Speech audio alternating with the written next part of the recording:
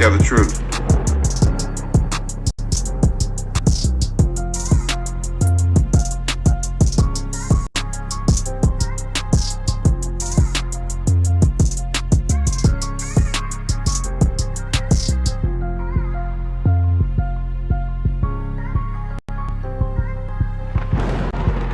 Tell the truth.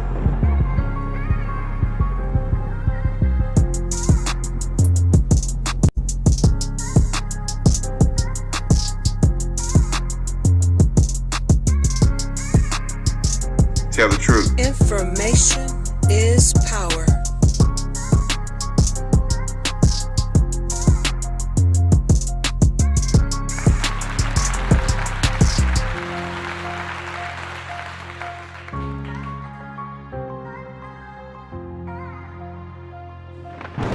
Tell the truth.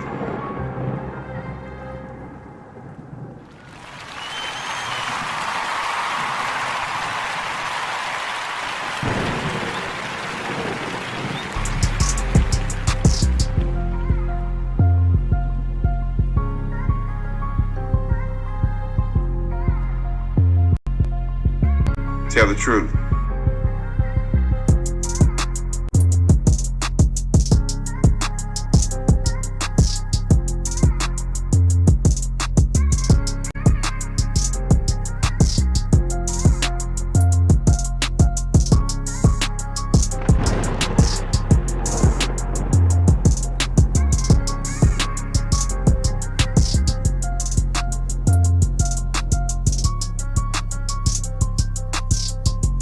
Tell the truth.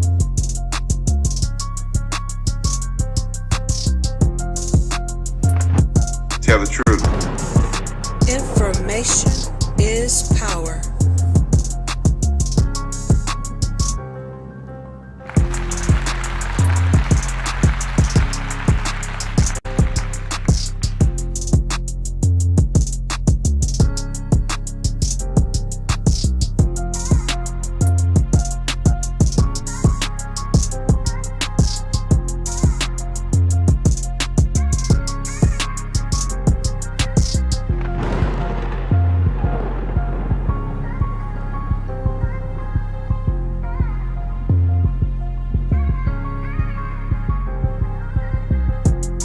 Tell the truth.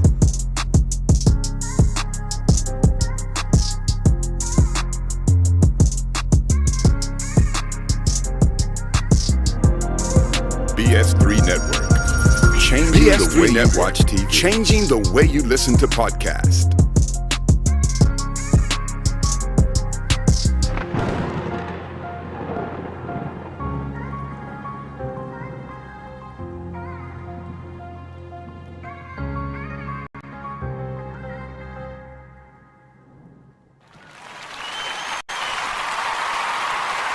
What's up? What's up, everybody? Welcome to the program tonight. This is an impromptu broadcast tonight. As you know, I normally go live on Sundays, but I wanted to get into this issue right now because this goes into the issue around Deion Sanders. As you all know, I did a video maybe a month ago, maybe some weeks ago, before we went into the new year, about Deion Sanders leaving Jackson State University.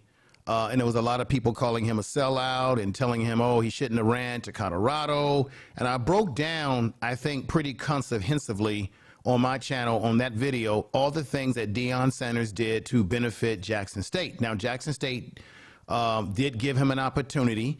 And Deion Sanders did admit when he did an interview with Shannon Sharpe on his podcast that he owes a lot of credit to Jackson State for giving him the opportunities that made it possible for him to be able to do the things that he did at Jackson State. Okay, we're talking about Deion Sanders. And let me see if I can pop something up here real quick. Let me see if I got something I can put up here real quick. I don't know if I got it, but I'll try again. Give me 1 minute. So Deion Sanders was committed to excellence at Colorado.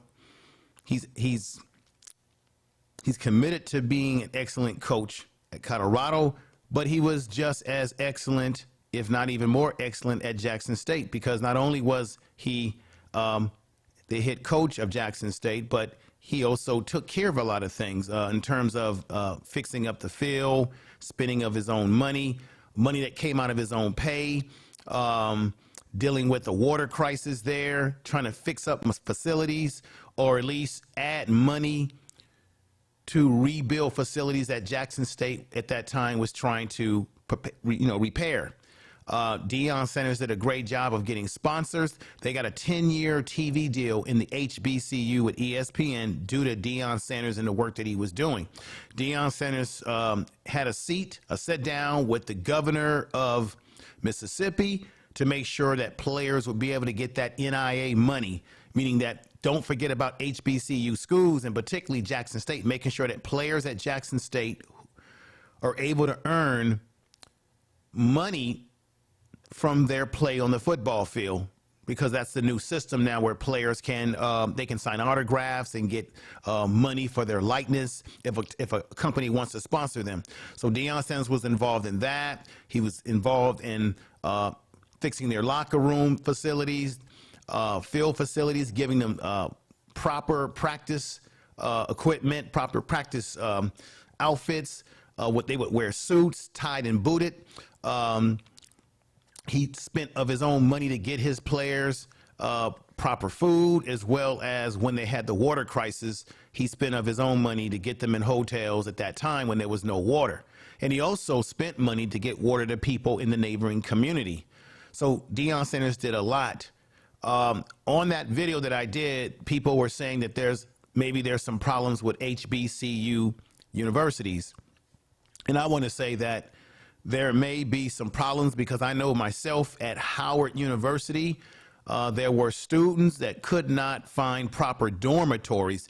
They call their parents and they find out that they're sleeping in tents. That's at Howard University. So there's either a money problem, obviously, or there is a problem with how the resources are divvied out. There's a problem either with leadership from the president of the school level, because every year we hear about black colleges needing more money, more endowment, right? And then the question is, are they using the money properly so that it benefits students? Now, I've got some pretty explosive things to play tonight. I've got an audio clip from Uncle Luke from Two-Lie Crew. Remember Two-Lie Crew? He's been coaching youth football in Miami. He's good friends with people like Ed Reed. He's good friends with Deion Sanders, and he said some things that's going to really blow your lid off, because he says he has personal conversations with Deion.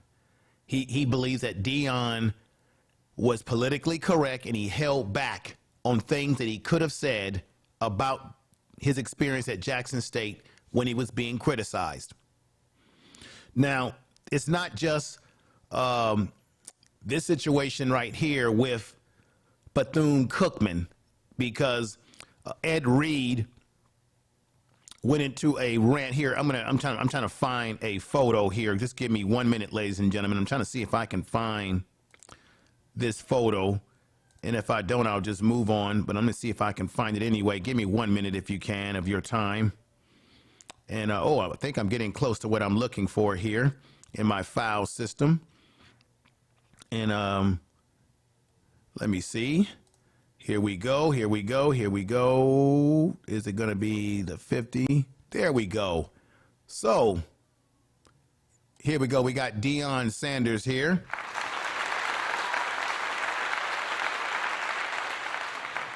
And Dion. So Dion,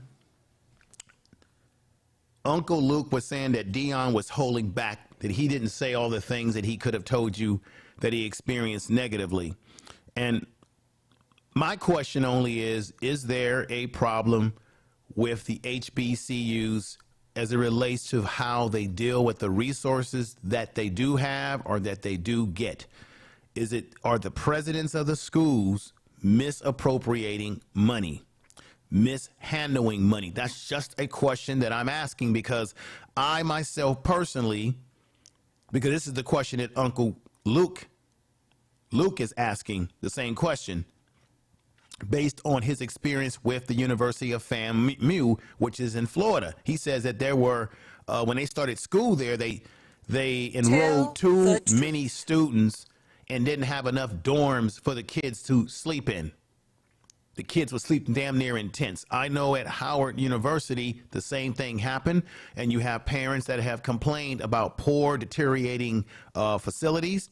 At Grambling State, where I was going to go to school, there were poor, dilapidated facilities even at Grambling. And many of our historical black colleges have poor infrastructure, and that infrastructure needs to be prepared. But if historical black colleges are getting money every year, and you also have telethons, and you have, I think, Joe Biden gave them $6 billion, Trump gave them $3 billion. I think Obama one year gave them $2 billion.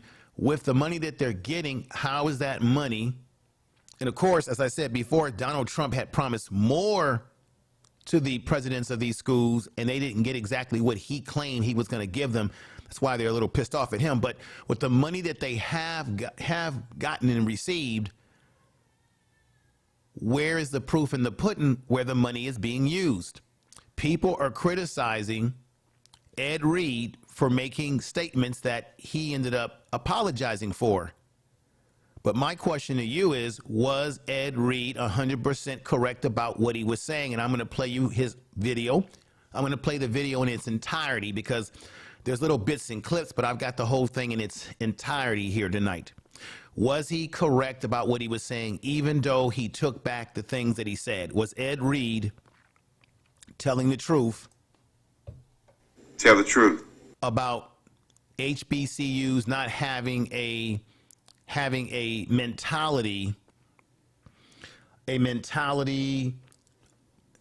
he says a broken mentality. Now, those were harsh words, some would say. Are you saying in general all HBCUs, or are you just talking specifically about Bethune-Cookman, because that's where he took his coaching job? There are some people on Twitter that were criticizing Ed Reed and saying that he should just mind his own business, stay in his own lane. He was hired to be the coach of the football team, and that's just it. Don't get involved in other politics around the school. But this is the thing. If those conditions are affecting his job to be successful as a football coach at Bethune-Cookman, then it is his business to say something. Now, you could say that it was unprofessional of him to come out on social media and speak out in the way that he did, and that maybe he should have went and talked to the president of Bethune-Cookman and said, "Sir, ma'am, I'm noticing some poor conditions around here that I think is going to affect our football team in terms of me getting these young men prepared for a season." You can make an argument that that's the way he should have went. Now, Ed Reed is considered the 33rd coach of this team, and they congratulated Ed Reed, Bethune-Cookman head football coach. But this is the kicker.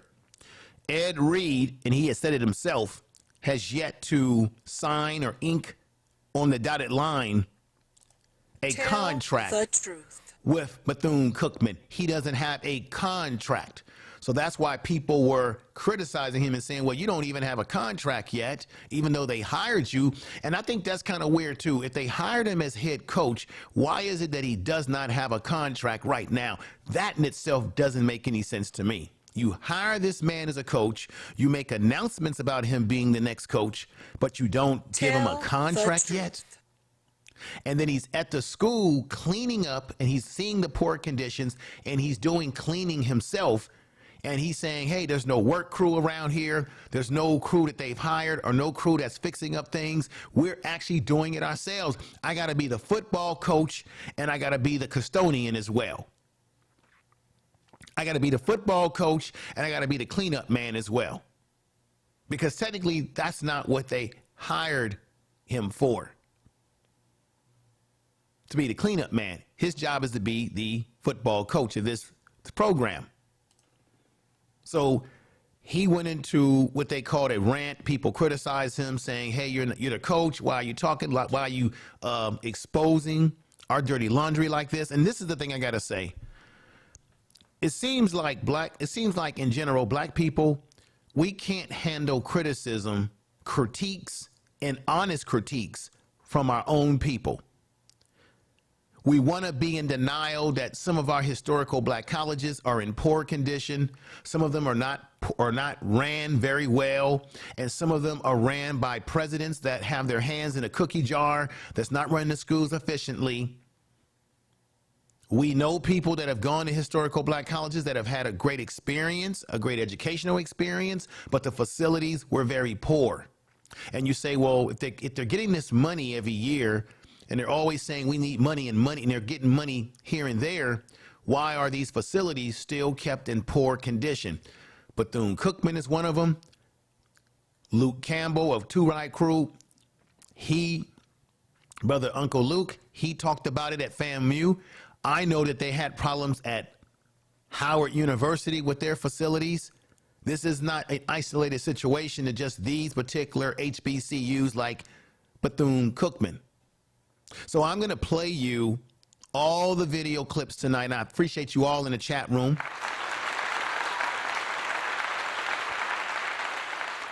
That are here tonight. Appreciate you. We got Empress Goddess is in the house tonight.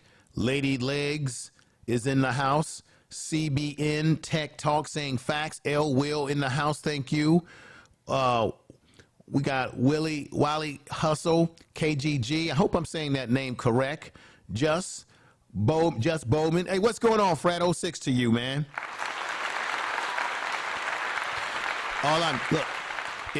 I'm not here tonight to put down historical black colleges. It's not my position.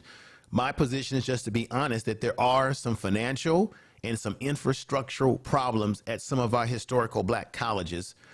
That it's a sad set of circumstances. Even Deion Sanders himself said that when he got to Jackson State, that there were some things that didn't make sense. You got a football team, but you got a football field in poor, ill condition. You got a football team, but you got guys wearing mismatched outfits. He changed the attitude, he changed the culture at Jackson State in terms of its football culture, football team. He left. Everyone thought, oh, wow, he's selling out. Umar Johnson opened up his mouth and had to make those kind of statements. Oh, Umar Johnson is selling out. He should have stayed at the HBCUs and made sure this was good and that was good. Umar Johnson is a man who has broken up buildings in Delaware that he's done nothing with. The man has had those buildings for over 3-4 years now, and the most he can finally do is put up some HVAC, and we don't even know if that's working right. But yet he's talking about Deion Sanders, who actually has done more without a PhD in psychology like Umar for a university, for their program, for the esteem of the school, than he's done. Matter of fact, a man who talks this way, Umar Johnson, he didn't even go to a historical black college. If you look at all of his so-called degrees, where did he get his degrees from? A PWI. You got a man criticizing Deion Sanders, who's done more with black boys, and you can see it, done more with young black men, criticizing Dion about staying at a historical black college to the long haul, yet Umar Johnson himself did not go to a historical black college, and his so-called degrees come from a PWI. What a hypocrite. What a hypocrite. Deion Sanders, if you've been watching his Prime video on Amazon Prime, that man went through a serious situation where he could have lost his life, could have lost his leg, and he was still trying to coach. He went through a lot. He made $300,000 in his salary, and he took out of his own pay, as I said in the first video, who works for a job and take their own pay that the job is paying them and put it back into the job? I say it again, before Ed Reed made these statements about Bethune-Cookman, they hadn't even given this man a contract. This is not after. This is before he even came out and made statements. He was announced the head coach of this team several weeks, I think last month before we went into the new year. And he doesn't have a contract. What's going on, Tony D? What's going on, Tony Mac 87? What's going on, beautiful Bernice? He doesn't have a contract. Make that make sense, ladies and gentlemen. He doesn't have a contract right now, but he's been at the school cleaning things up and noticing a lot of ills on the campus. Wait until I show you these videos. This is about truth. This is what this is about. Tell the truth. That's what this is all about, ladies and gentlemen, tonight. I think Ed Reed, let me read you his apology. Before I play these videos, I want to know right now, let's take a poll. I'm going to play a little bit of music before I go into the meat of the content, while I create the poll for you to vote. And give me 1 minute. Here we go. Just a little bit of music while I set this poll up in the chat room.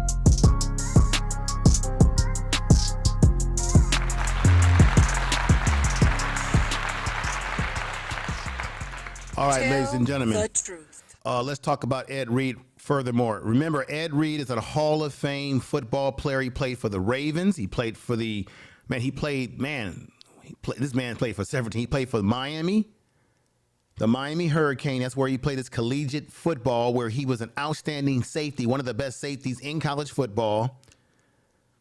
Then he went on to play for the Baltimore Ravens, where he spent most of his best of his years in his career.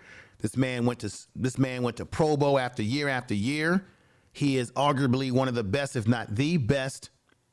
I always thought Ronnie Lott was the best safety, but this man right here is probably arguably the most dominant and most best safety to ever play the game. No matter what you think of him, this man was not only dominant in intercepting the ball, but tackling. He was a threat across that middle of the field. He was a hell of a football player. But this is what's more important. He's been a hell of a man more than a football player, because he's been doing a lot of community work in the community. He works with youth. He went to New Orleans, where he is from originally, where he was born, and he went into a black community where black children didn't have a park, no nothing. He took up his own money and built a state-of-the-art park for youth in the community.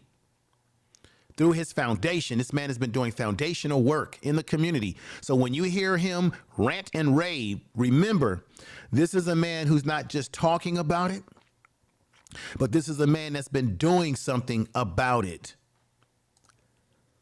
Let's keep that in mind. He's been doing something about it, ladies and gentlemen.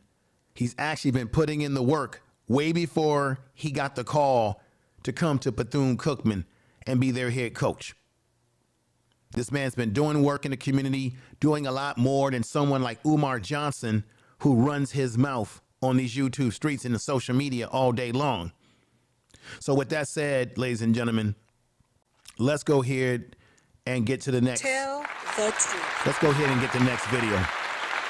So let's get to the meat of it. Here is the video that kind of puts it all together in perspective. You heard this video where he said this. Let's play this clip, and I'm going to play the whole perspective, but let me hear. This is the clip that got everyone's attention. Doing shit. I chose not to, But now I'm out here walking with the football team, picking up trash. But I'm mutting us. Man, get out of here, man. I should leave. I'm not even under contract doing this. I'm mutting us? Man, get out of here, man. They mutt me. These motherfuckers ain't even clean my goddamn office when I got here. I'm mutting y'all? Get your ass, man. Come on, man. Come on, man. All this shit here was trash in front of me. Who you think got this shit cleared out? That building right there got trash in it. It's fucking trash. What are you talking about? I need no goddamn donors to come out and help out, because people just want money. That's why I don't fuck with social network. Fuck out of here, man. Tell the truth. All right. That's Ed Reed. Now, I'm going to give you when you see that clip, you say, wow, what's his issue, man? He's saying that nobody cleaned his office. Well, I'm going to give you the full video now before it even got to that point that you saw right there where Ed Reed went off, okay? I'm going to give you some perspective. But before I play that full clip, let me read what Ed Reed put out. This is Ed Reed who put this out. And this is very important that I bring this up. Ed Reed regrets. He says, I regret to my social media and comments about the university staff and other institutions. I would like to sincerely apologize to all BCUs, historical black colleges, staff, students, and alumni for my lack of professionalism. My language and my tone were unacceptable as a father, coach, and leader. My passion for our culture, betterment, and bringing our foundation up got the best of me. And I fell victim while engaging in social media as well. I am fully aware of the hard-working folks at our school, meaning Bethune-Cookman, who are also fighting to make things better and more financially sound. I am encouraged from my communication with my AD and our administration and understand it's a work in progress. My passion is about getting and doing better, and that goes for me too. Right on. That's what you call, that's a man. You know, that's a man who was willing to take his lumps, take the criticism, but he was willing to say, hey, maybe I didn't show professionalism because I am the coach. I am going to be a part of the administration as the coach of Bethune-Cookman's football team. And I need to show better language, show better leadership, show a better example. I get what Ed Reed was saying there and apologizing for going off, as I'm going to play the rest of the clips that you have not either seen or you have seen, but I'm going to play this one in full entirety. Now, I want everybody in the chat room, after I play this full clip, I want you to take a vote. And that vote will be if you think Ed Reed was correct in what he said after I play the full video in just a moment. Hit a 7 in the chat room. If you think he was wrong, you hit an 8 in the chat room after you see the video. If you're not sure, you put a 9. 7 if you think he was right. 8 if you think he was wrong. 9 if you're just not sure. Let me know if you can hear me by putting a 1 in the chat room if you're hearing the audio just fine and dandy tonight. This is very important because I want you to see the video in its full entirety. And after he went on that rant, he gave an apology. I'm going to say for myself personally, there was some truth in what Ed Reed was saying in his rant. There's always a little bit of truth about it. And I think I said it again, a lot of times we as black people, as a culture, we don't like to have our own people criticize us. We take criticism from our own people a lot harder than we do other people.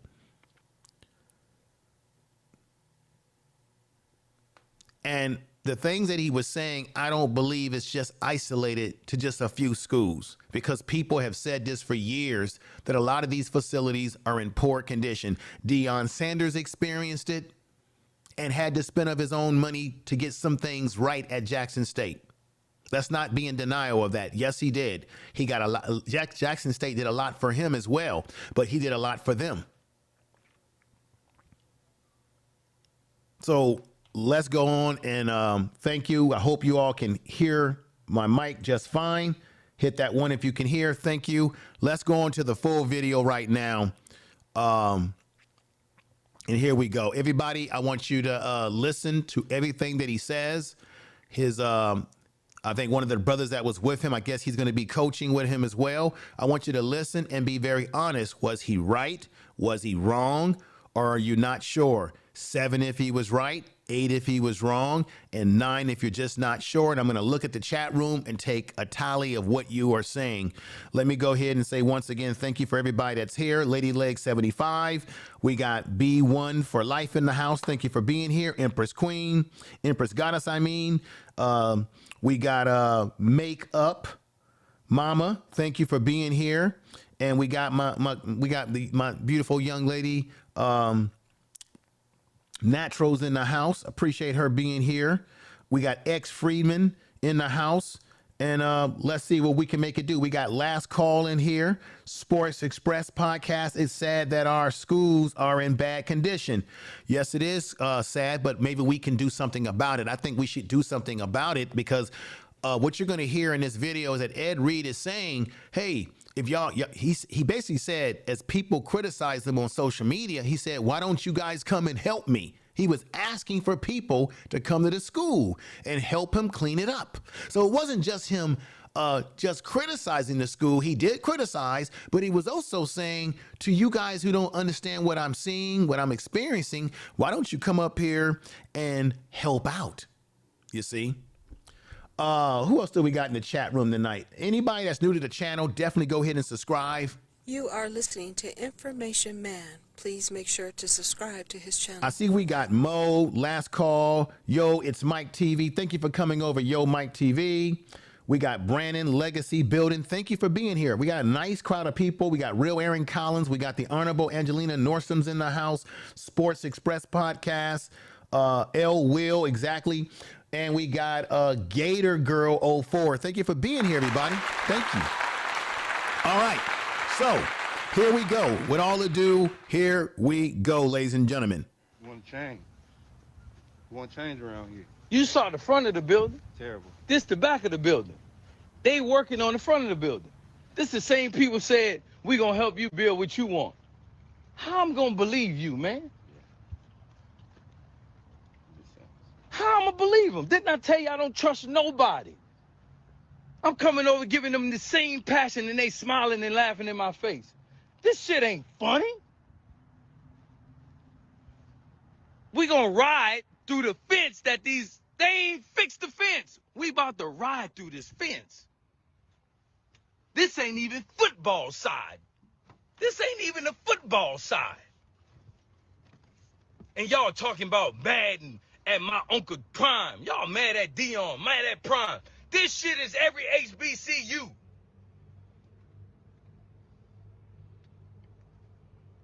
Bro, we riding through the fence. Stop right there. Ladies and gentlemen, we're going to examine this video step by step. He's not lying. He says we're riding through a fence. The question is, why is the fence not repaired? This is the things that he's noticing. So even though he was criticized, even though he gave an apology because, you know, he had to be professional, we cannot deny the things that Ed Reed is talking about. Tell the truth. And it ain't just Bethune-Cookman. Look, folks, just so you know, I've been to HBCU campuses myself, and I've noticed things that were in ill repair. It's not all of them, but there are some of them. And the question you have to ask, we can't blame it on the students because students don't control the money. The presidents of the school, the faculty control the money. And you got to ask yourself, this happened at this was reported at Jackson State when Dion got there. They had so much enrollment, they didn't have enough space to house students. The logical thing you have to say is, if you know you only got these many dormitories, you're going to hear Uncle Luke say this. For example, I'm going to use his example right now. If we're on StreamYards only allows you to have 10 people at the very max on StreamYards when you have panels. If you know you can only have 10 people, you don't try to book more than 10 people. So if you know you only got so many dormitory space and bids for students, then you can't take kids' tuition and say, okay, we're going to take your tuition. You're able to get into the school. You meet the requirements, but oh, by the way, we forgot to tell you we don't have a dormitory bid for you, even though we promised you one. You just can't do that. I'm going to say it again. I don't know how many people remember this. At Howard University, they had dilapidated conditions where students were damn near having to sleep in tents.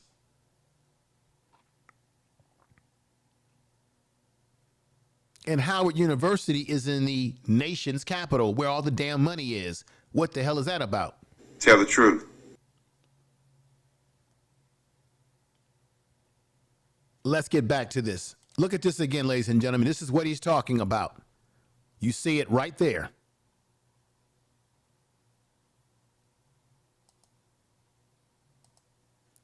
Man, at Prime, this shit is every HBCU.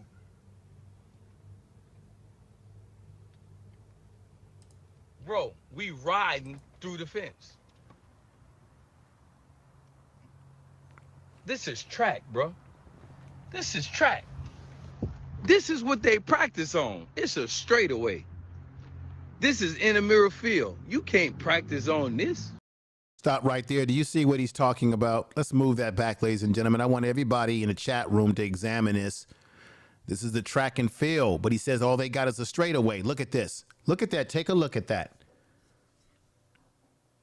This isn't about putting down historical black colleges. It's about doing better. What's going on, Quincy? Good to see you, brother. This isn't about putting down historical black colleges, but it's about doing better. Historical black colleges every year, ladies and gentlemen, they ask for us to do what? To donate. They ask us every year, they say, donate to historical black colleges. They tell us all the time to donate, to support. They say, support a historical black college. They ask the black community to support. And if we're going to support these institutions, we expect, and I think our students deserve better quality facilities. Because I'm going to tell you right now, ladies and gentlemen, these historical black colleges are not cheap. A lot of them are private universities, and you're going to find out something incredible from Uncle Luke when I play Uncle Luke tonight. Because Uncle Luke is going to tell you about how some of these private and state-run HBCU schools get money. Did you know that the state HBCU schools, they get money from the government, from the governor? Not only are they getting money from the federal government, but you have governors who allocate certain amount of money. We're going to hear about that money that was allocated to Jackson State. And this man you see right here, Uncle Luke, is going to tell you about that very, very soon. Let's get back to it. So you see right there, he's pointing out the dilapidated conditions. Let's go back here and play that. Bro, we riding through the fence. This is track, bro. This is track. This is what they practice on. It's a straightaway. This is in a mirror field. You can't practice on this.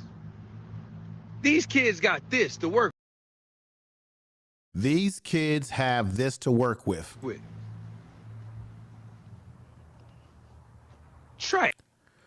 It's only fair for Ed Reed to feel some kind of way about this because he's a football coach, the leader of their athletics at the school.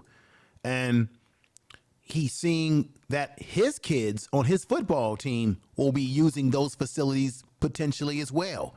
So he feels some kind of way about it. But he apologized and said that he was unprofessional. But I think underneath this, there was a lot of kernels of truth there was a lot of kernels of truth to what Ed Reed was saying. I'm sorry, but I believe In the so. mirror field, you can't practice on this.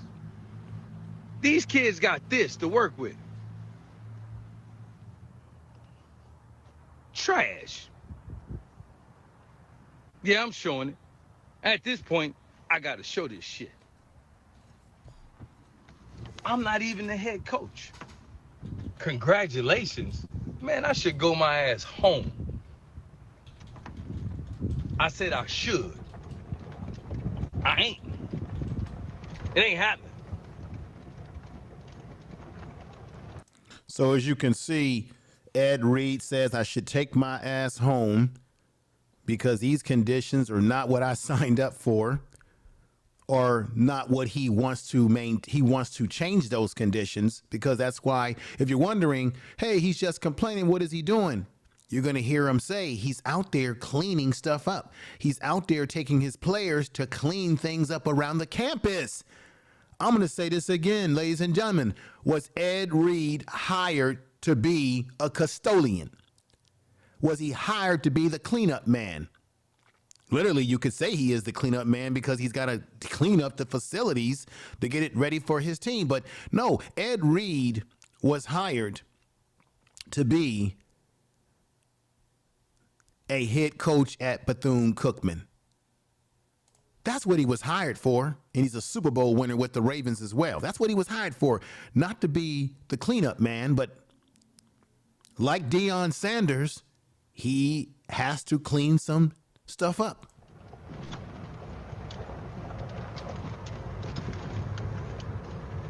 Cause of that lady right there. Cause of her right there. So what he's basically saying is he should take himself home, but he's not going to do it. You know why? Because of the woman that the school is named after, Bethune-Cookman. Because of her and how that inspires him, he's not going to leave. Let's play that back. I said I should. I ain't. It ain't happening. Vince Williams, thank you for being here, brother. Everybody in the chat room, I appreciate all of you. Final Say TV, thank you for being here. Cause of that lady right there. Cause of her right there. Miss Mary, you see her with the cane? That's Bethune-Cookman. That's a beautiful statue of Bethune-Cookman. He's saying that although he's not happy with the conditions, he sees the bigger calling, and that is the respect for the woman. And you know what's sad about this? God, I hate that I have to say this right now.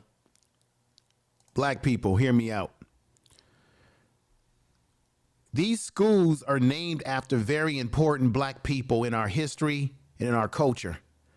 Bethune-Cookman is a very special woman. And you would think there would be a level of respect to keep the campus and try to fix and maintenance things around this campus when you have a name of Bethune-Cookman on your school, a woman who should get respect. The name of the school should be given respect. Therefore, the campus should be given respect by the way they take care of it. We should have some sort of pride when we put these names on institutions that's named after people that got us to where we are today.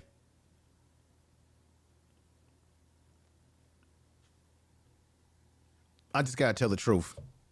Tell the truth. Coach Kane, that's what you call me.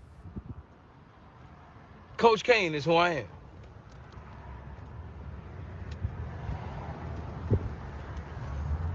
Don't cry, do something.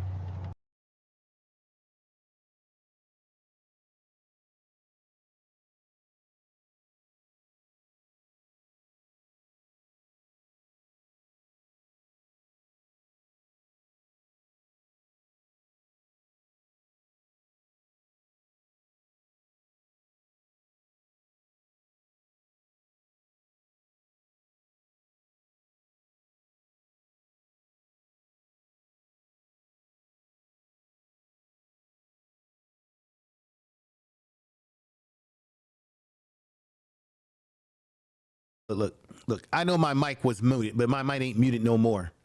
I don't want to hear, Quincy, what you just said, brother. I'm going to read it again. But I know what the problem is. We all feel as we have no stake in these schools. But Quincy, you also said something else that I want to read again. Where's the other statement that you made? You made another statement that I want to read.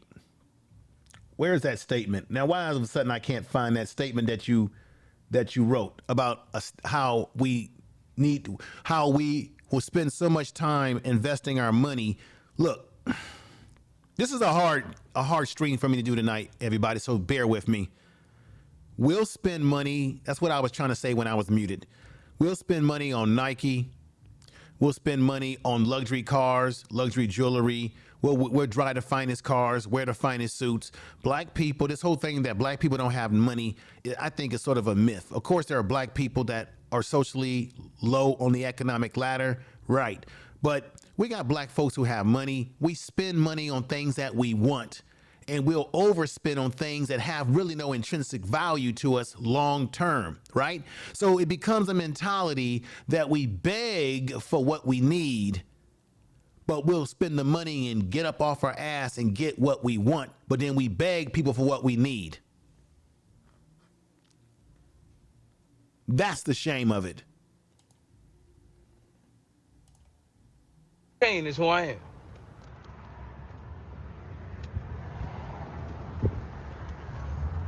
Don't cry, do something. Y'all see these buildings right here? I really need y'all to listen to what he's about to say right here about those buildings. I moved it back. Here we go. Don't cry, do something. Do something. Y'all see these buildings right here? You see these buildings right here? Y'all see these buildings right here? This corner. Y'all see this right here? This here, this shit is abandoned right here. They're hoarding trash in this shit. All this right here is trash. From this corner all the way right here is trash. You understand me? Man, munch your ass off here, man. What he's saying is that those buildings are not being used and they're halting trash inside of them. I have no idea if what he's saying is true or not, but why would he get on social media and tell a lie like that? He's the one that's at this campus. He's the one that would know what's going on since he's down there cleaning things up and got his football team assisting him in cleaning things up. So why would Ed Reed even lie about this? Now, remember, Ed Reed did give an apology for what he did on social media, saying that he realized that he was being unprofessional. But the question again tonight is, everybody, is he lying or is he telling the truth?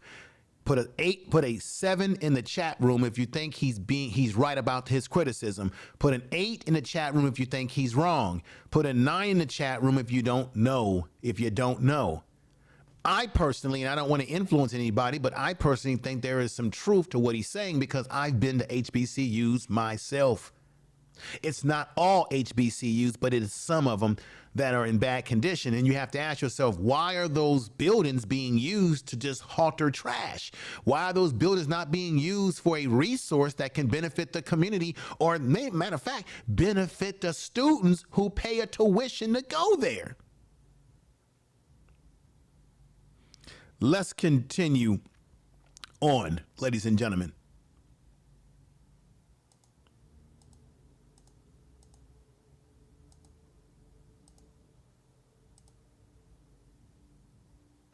Something.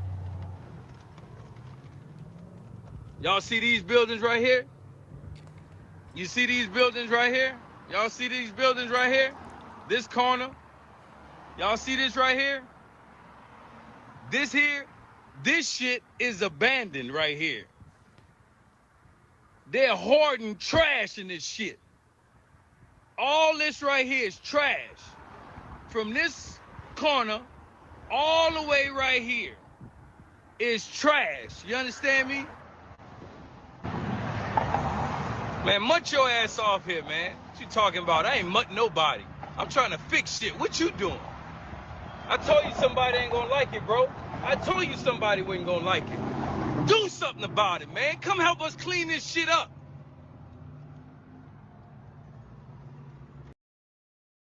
Gentlemen, he's got people criticizing him on his social media, but one of the most important things that he said is, won't you come down here and help us? Do something about it by coming down here and helping us. We know that this school is in Florida, so those of you who live in Florida close to this area, he's actually given invitations for people to come down and assist and help with what he's trying to do to make things better. I gotta admit, if he's complaining, but he's actually doing something at the same time. I could have been mutting and showing shit. I chose not to. But now I'm out here walking with the football team, picking up trash. But I'm mutting us. Man, get out of here, man. I should leave. I'm not even under contract Tell the doing truth. this. I'm mutting us. Man, get out of here, man. They mutting me. These motherfuckers ain't even clean my goddamn office when I got here. Let me stop it right there. Do you notice something very key here? He's doing this without a contract. So if he gets hurt, steps on a nail, something falls on his head, or anything happens to him, Bethune-Cookman would not be liable for any of his health, any of his medical bills or expenses. You understand what's going on here? If he's down there now, you can make the argument, well, he's taking it upon himself. He should wait till he get that contract. But then I have to say this again to everyone that's listening out there tonight. Why have they not dotted the T's and crossed the T's and dotted the I's for his contract? Now, this is the question too, because he went on the rant, as they're calling it.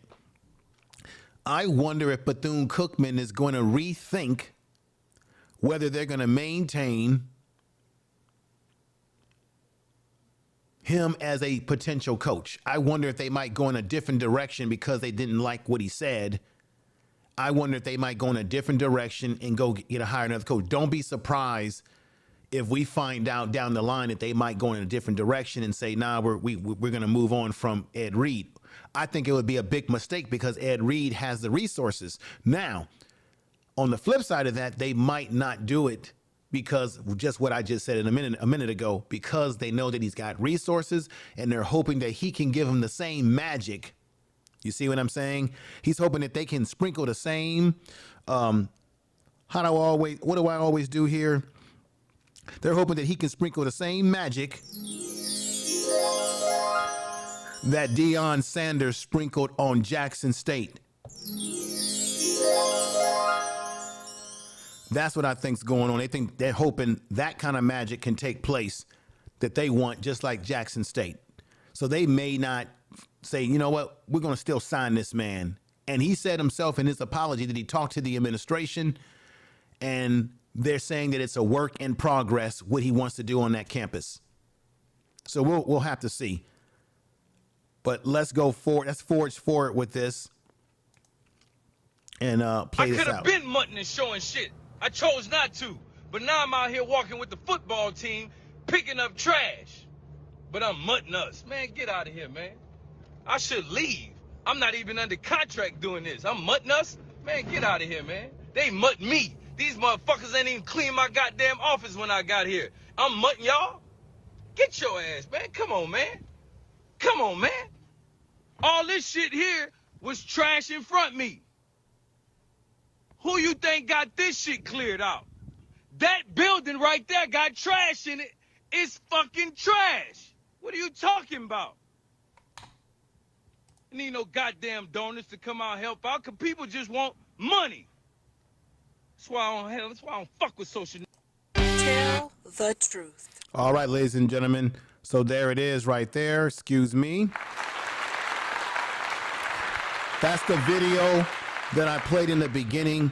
but I wanted to give you the full video in its full context. Let me read something in the chat room. Quincy says this: the truth about the school conditions is no longer in the dark. It's been brought to the light and need to be exposed. Right. So I want you all to take a vote right now as I play the next Ed Reed video for you.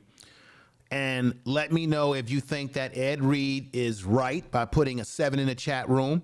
If you think he was wrong, and anybody that thinks that he's wrong, I'm not gonna berate anybody. My channel, for anybody that's new to my channel, I'm not into berating people. You have a right to express your opinion. If you don't agree with Ed Reed, I don't want an echo chamber in my chat room. If you don't agree with what Ed Reed did, and of course, he did give an apology to all HBCUs. He did give an apology to the president of Bethune-Cookman and all presidents after he did his rant. But if you think that he was wrong, you have a right to put an 8 in the chat room. But if you think he was right, you have a right to put a 7 in the chat room. And if you're indifferent about this and you're just not sure, put a 9 in the chat room. You have every right. No one's going to penalize you either way, because I don't do that kind of stuff on this channel. I like people to be free thinkers and express themselves, just as long as you are respectful and people not argue with each other in the chat room, because we're trying to learn together. Now, I'm going to say personally for myself, ladies and gentlemen, again, there is some truth to what Ed Reed is saying. And I think what happens is, when it comes to black people, it's very difficult for us to hear criticism about us from black people, especially black people that we kind of look up to, that we kind of like. We have a difficulty because a lot of times we're in denial of our problems. We're in denial of mental health issues. We're in denial of the problems that we have in some of our communities. We're in denial of how we deal with each other. We're in denial of a lot of things. And the hardest thing there is self-examination. I think, in a way, Ed Reed saying the things that he said is a self-examination, not only of Bethune-Cookman and the conditions that he's seeing, as he says, we're driving right through a fence, man, right through a fence. It's a message to like all institutions that are they doing what they're supposed to do with the money that they are getting, whatever little bit of money that is. And you're asking a man of his background to come coach there. And of course, he's going to have certain expectations that he's looking for. Now, is it going to be like pristine, like a NFL facility or a D5 school facility? No, I don't think that's what he was expecting. But I think Ed Reed certainly wasn't expecting what he witnessed that really blew him away. Let me just play this right here. Let me just play this right here again. Was trash in front of me. Who you think got this shit cleared out? So he's saying that all that out there had trash that he cleared out with the football team, and he's not under contract. And technically, it wasn't his job to do that, but he's doing it. He did it because it appears that Ed Reed didn't get any help in this project. All this shit here was trash in front of me. Who you think got this shit cleared out? That building right there got trash in it. It's fucking trash. What are you talking about? Wow. Tell the truth. Wow. So let me see here. We got Noah James. Let me put some people up on the board here. We got, hey, what's going on, Natural? It's good to see you. Noah James, 89, is in the house saying, oh, wait, this is a high school. We got L Will saying, so what do you think needs to happen to gain major change in HBCU as a whole? Well, I think the first thing that needs to be done is that they need to do a proper accounting of how they're spending their money. They need to, it's just my opinion, that they're going to have to prioritize. So if you want a major, if for example, if HBCUs want to be recognized and get the same respect and the same money and resources as you see the PWI schools are getting, they're going to have to start at the very basics, which is do some basic things like what Ed Reed is talking about. Clean up the basic things. First of all, it's economics. What are they doing with the money that they do get? Why are students enrolling in some of our HBCUs and they find out that they don't have a dormitory to sleep in because they've overbooked their dorms? Things like taking care of the grass. Do you have a grass keeper? Just basic things. And I got to be honest with you, it's not the students' fault. I can't blame it on the professors and the instructors. You got to put the buck stops with the president of the university. It's the president of the university's job. And I know that these presidents are under budget restraints and they got to figure out where to spend money at fiscally for this and that. I understand that education is the most important thing on any college campus, not athletics in general. But these college campuses make their money off of football and basketball team. Those are the two sports that generate money.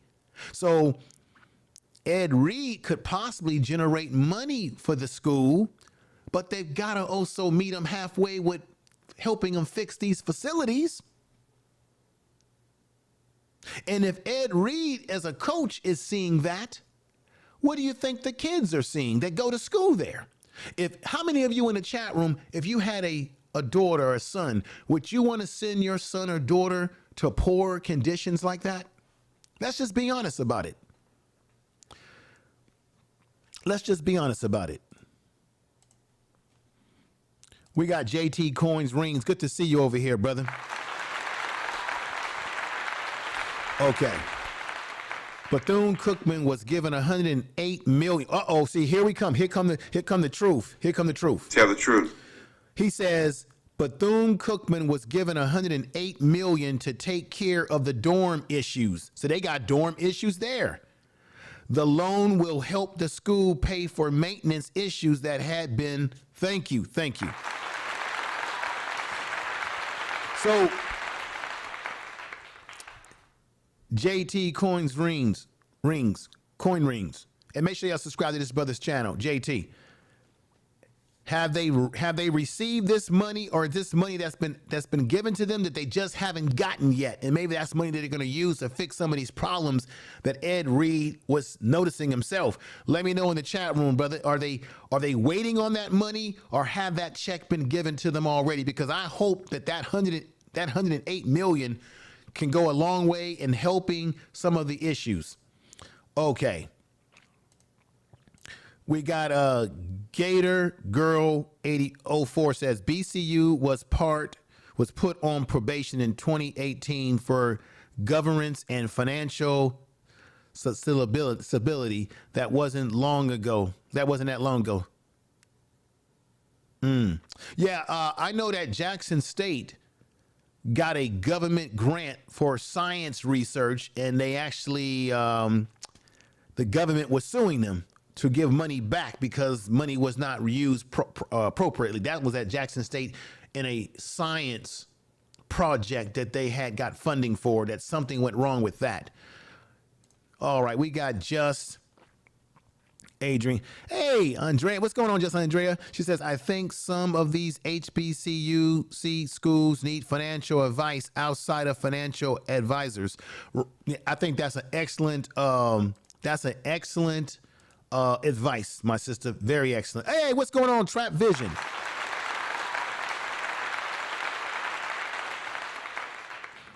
Okay, what's going on? Last calls in the house. That's the thing. HBCUs isn't willing to meet halfway. Well, let me just say this. We don't want to stereotype all historical black colleges, because there's probably certainly, depending on their faculty, their president, there are definitely some out there that are handling their money fiscally responsible. And then there's some that maybe they're not, maybe they are. I don't know. It could be a variety of reasons why they're having these problems. It could be a variety of reasons. We got last call in the house says black educators and coaches cannot just work for an institution. We keep borrowing and having communities on our backs. Having a community on our backs. The institution we keep black education coaches cannot just work for an institution. Yeah. You got it. Yeah, I get what you're saying, last call. It's not only that you're just a teacher. It's not only that you're a teacher or administrator at a historical black college, but you literally have to put the school on your back to keep it afloat. So you're not only a teacher, but you're trying to keep the school afloat. You're wearing so many. It's almost like being a high school teacher, right? In high school, where you're buying supplies for your class, even though the damn district should be giving you money for those supplies. I get what you're saying. I get what you're saying. Gator Girl 04 is saying they had some instability in the president's office. Two different leaders are rotating as often as football coaches. So you're saying that presidents of the schools are coming in and out frequently, so there's no stability. I get what you're saying there. Good point. Good point. Good point there. Let me see. Facts. She's saying facts, and let's go over here. And HBCUs have been doing fine. They need to stop hiring these diva athletes. Okay. Well, let me Skip Flanagan. Can you also, because what Ed Reed was saying is that he believes that some of the failures are at the administrative level, that some of these HBCU presidents are not being very fiscally responsible with the way they're running the schools. What is your opinion about that? Because it's not, like I said before, the students are not doing this. The professors or the teachers are not doing this. It's the people that work with the money, the faculty that work with the money and how they budget, what they cut, what they prioritize. This is about priority. And I'm going to say this again. If you got a school and you know you only got these many dormitories, you can't be promising kids a dormitory to sleep in, and then when they get on campus, they find out that they don't have a dormitory to sleep in because the dormitory is in poor condition. Next thing you know, you're sending your kid to these schools and they're sleeping in a tent. Or matter of fact, I've even heard people talk about rats and rodents and roaches in some facilities. And once again, I'm going to say this again. This is not about punching down on historical black colleges. These are just questions that we're asking because people have made these complaints about these things. What's going on, O'Shea? Good to see you, brother.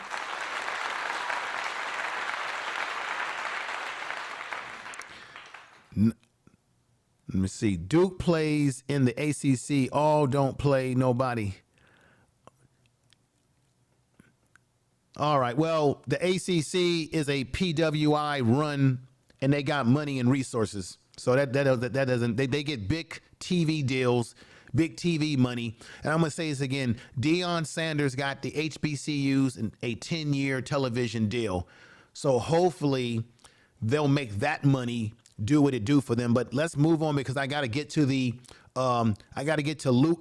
Uncle Luke's breakdown for all you all to hear in just a moment. What's going on, Scam Likely?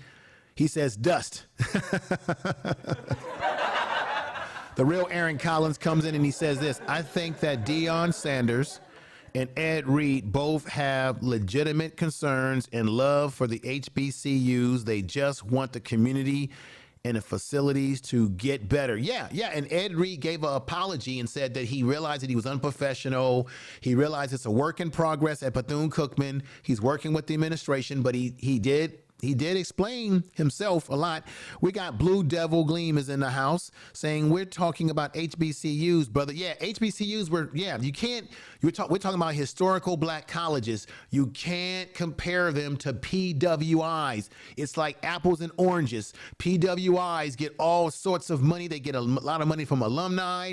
They're getting $1 million deals from ESPN, Fox Sports, you name it. They're on TV every weekend, getting all that TV money. So you can't make those comparisons. And we ain't trying to make that comparison tonight. We're just talking about basic stuff like cleaning and taking care of the grass. Just basic things. Fixing the fence. You've seen that he said we got to drive through a fence. Do I have to play that again? We're talking about just basic stuff, man. We're not talking about anything too crazy. We're talking about basic stuff here.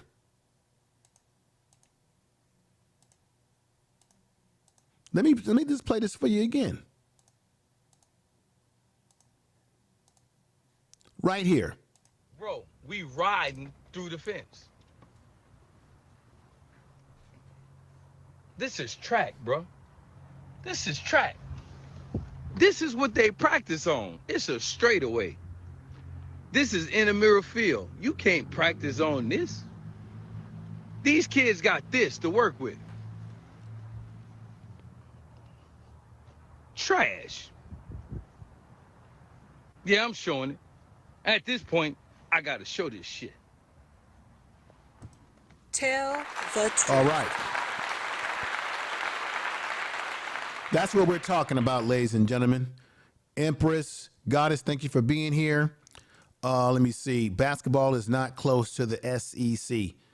Okay. Quincy is saying this. Do our children not deserve the best? Yes, they do. They deserve 100% the best. Tell the truth. And every time they have the United Negro College Fund to get our kids to these schools, because these schools are not cheap. You see, every year they have the United Negro College Fund. These schools are not cheap. And these schools are taking in money from the state, or maybe they're taking in money from the federal government. You have to say, why can't they fix, in the case of Bethune-Cookman, because I can't say all historical black colleges, but there's some of them out there. Why can't Bethune-Cookman do something as basic as fixing the fence that he said himself driving through?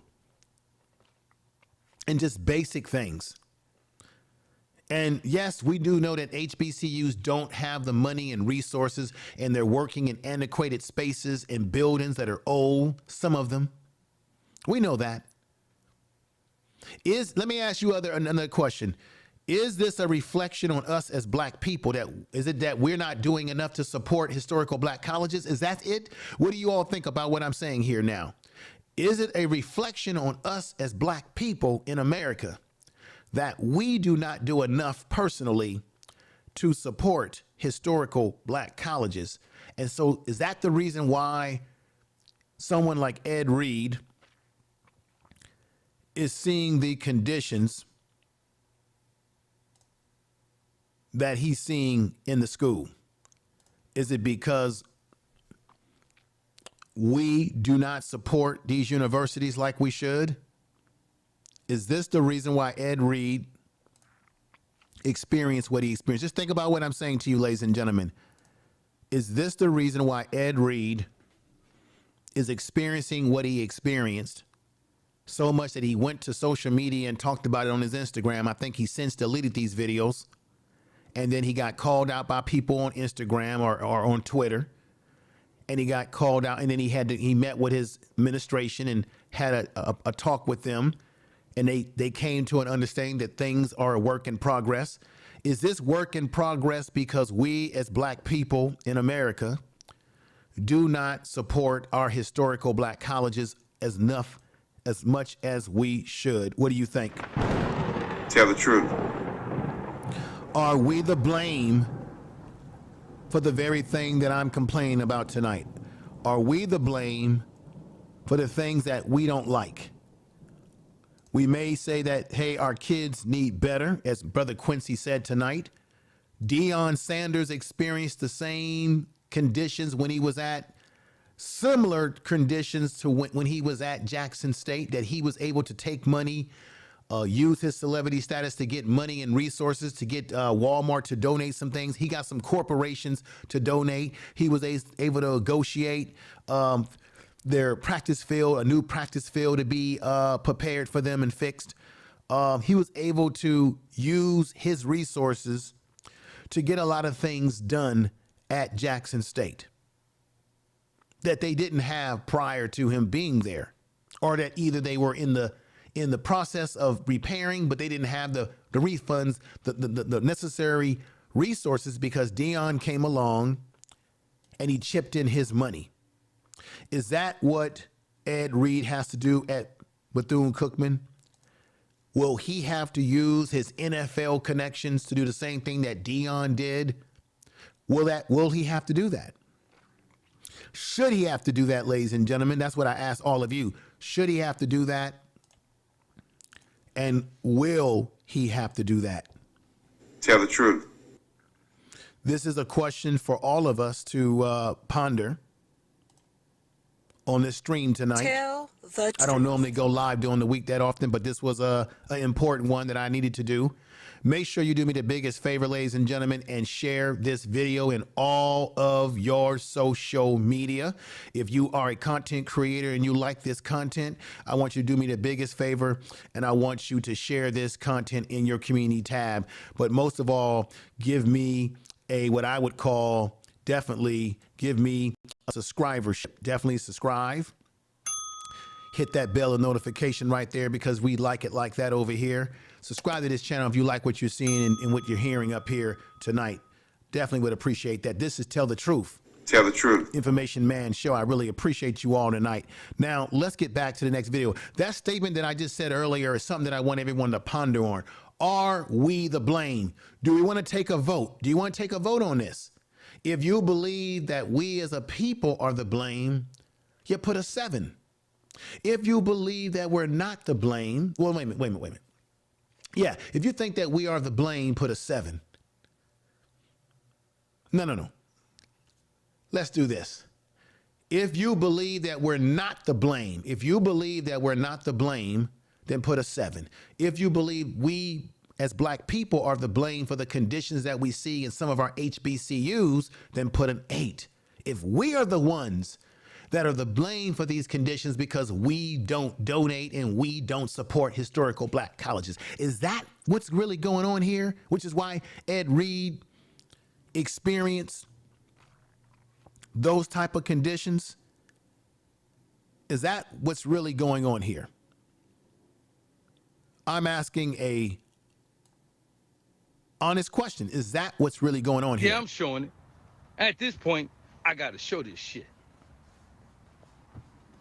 I'm not even the head coach.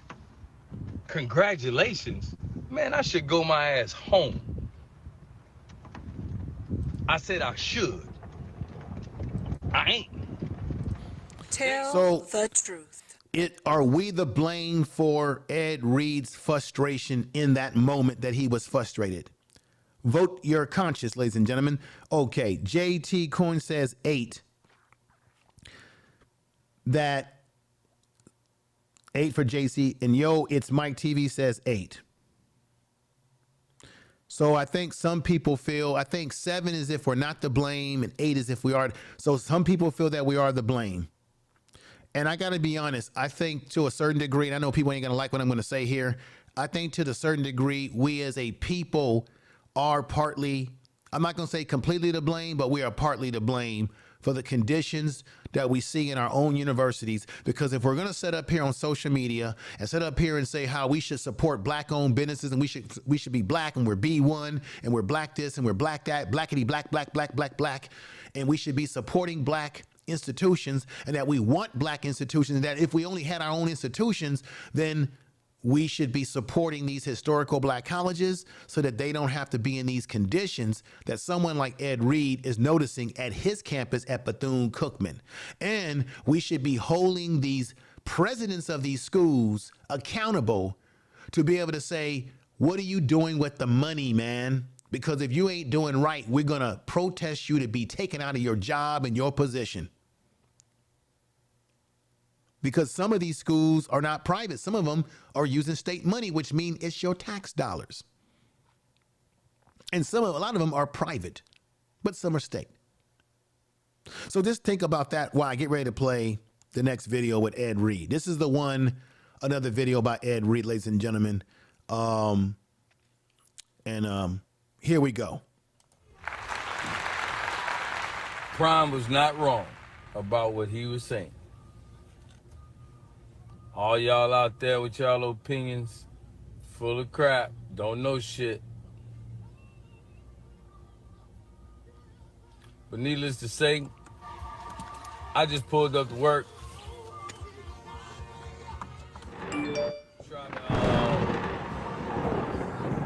We're gonna try to help y'all too, man, because I know a lot of HBCUs need help. I'm just here to help here first. I see it all too clearly. All our HBCUs need help. So you see, as he had his rant before, He's now kind of settled himself down, and he says, all HBCUs need help. I'm simply here to help. Tell the truth. They need help because of the people who's running it. Broken mentalities out here. Woo! That's the theme tonight. He says the reason why the historical black colleges need help because the people that run them have a broken mentality. He didn't say students. He didn't say the teachers. He said the people that actually run them. The buck stops with the presidents of the schools. Do you believe what he just said there was correct? You can put a 7 if you think he's right, and you can put an 8 in the chat room if you think he was wrong. Let's play a little bit of that again. Because of the people who's running it. Broken mentalities out here. I'm gonna leave y'all with that, man. I gotta get in the office. Tell the truth. I hope y'all be blessed out there. 336, I see you, my bro. About to pull up in the office, bro. I gotta get out here. My guys already out here working. I've been here for a week and a half. I've been here for a week and a half and have done more than people that have been here in freaking years. Tell and the truth. I'm not even hired yet. Damn shame. I'll holler. What do you all think? The truth. What do you all think about what he said there, that he's been there for a week and a half or more, and Ed Reed feels that he's done more for the campus at Bethune-Cookman than people who have been there for years, who have done maybe nothing in his, according to him. What do you think about that? Do you think that that was disrespectful of him to say that? Or do you think that that was correct? Ladies and gentlemen, we got James 98 says 7. Natural says 7. Yo, it's Mike TV putting a 7 in there. Quincy says no, that you don't think that he was wrong for that. Last call says people are dumb. What this social media, they merge their professional lives with their personal. Yeah, it's true. They do that. Last call. Skip Flanagan says he needs to sit down with the leaders and ask them if it's a problem or flexible. Well, he did write a letter of apology for the things that he said. And I read that letter right here where he says, again, I regret my social media and comments about the university staff and other institutions. I would like to sincerely apologize to all BCU staff, students, and alumni for my lack of professionalism. My language and my tone were unacceptable. As a father, coach, and leader, my passion for our culture is betterment and bringing our foundation up got the best of me, and I fell victim while engaging on social media as well. I am fully aware of the working folks at our school who are also fighting to make things better and more financially sound. So I think what that says to me is that he realizes that there's other people besides him at Bethune-Cookman that are trying to fix the problems that he's just got there. So let's just be fair about this. There's probably people at Bethune-Cookman that's been there obviously longer than Ed Reed. They probably have seen the same problems that he's seeing, and they probably have been trying to get them fixed. And so I think he's realizing that, hey, I just got here.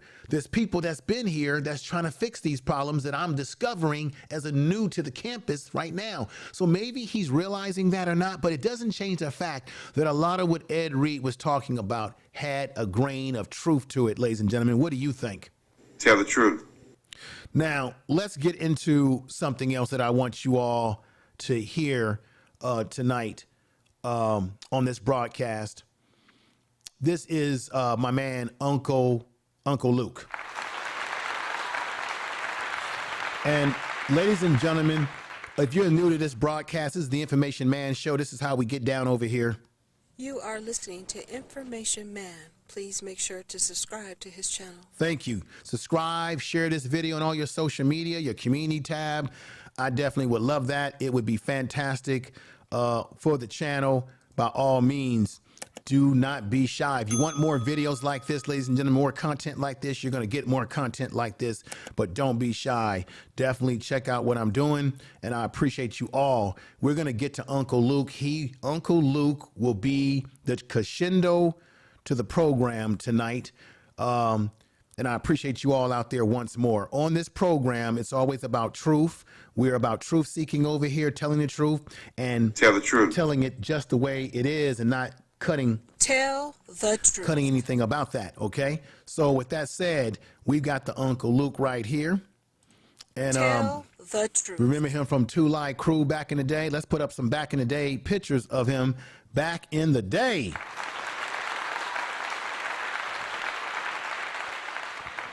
That's right. Uncle Luke right there. So Uncle Luke is very close with Ed Reed. He's very close with Deion Sanders. He was on a podcast and he had some very frank things to say. How you doing, beautiful?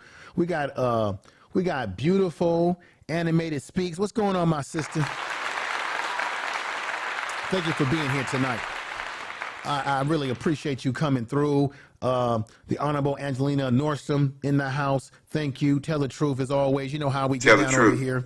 But he was on a podcast, and this is going to take us on home tonight to the conclusion of our program tonight. This is about a 10 or 11 minute, but I want y'all to definitely hear everything that Uncle Luke said. He has a relationship with Deion Sanders. He said that Deion Sanders, the difference between Dion and Ed Reed is that Ed Reed is more raw, in your face, going to tell the truth, right?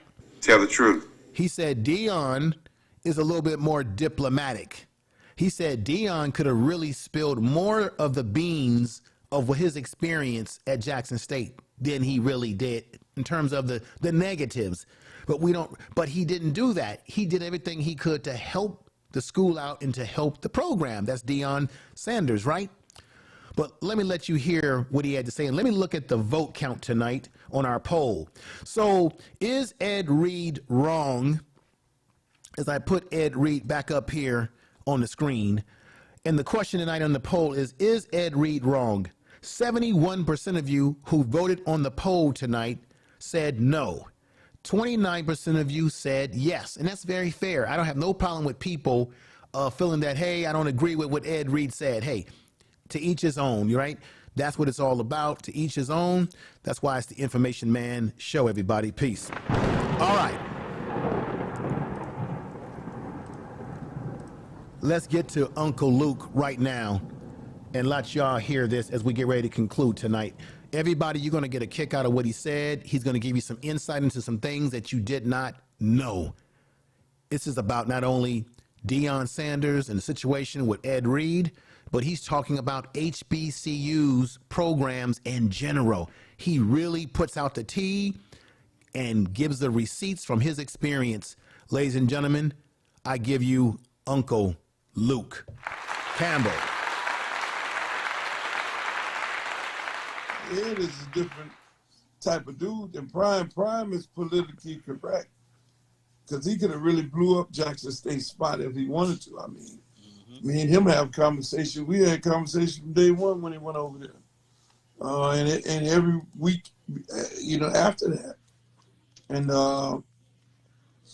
was an ongoing mission over there. But I can only imagine, man. Yeah, man. It's sad that we run out like niggas. You know what I'm saying? Excuse my French. We run out. I mean, we go to the tire shop and she go to the restaurant. The girl looking mad. Face, we go here, we get the prices are higher.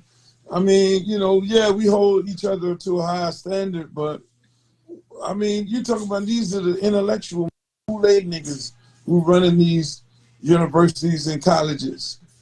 They supposed to be the older uppity niggas, and then they running junkyard organizations. Mm-hmm. So.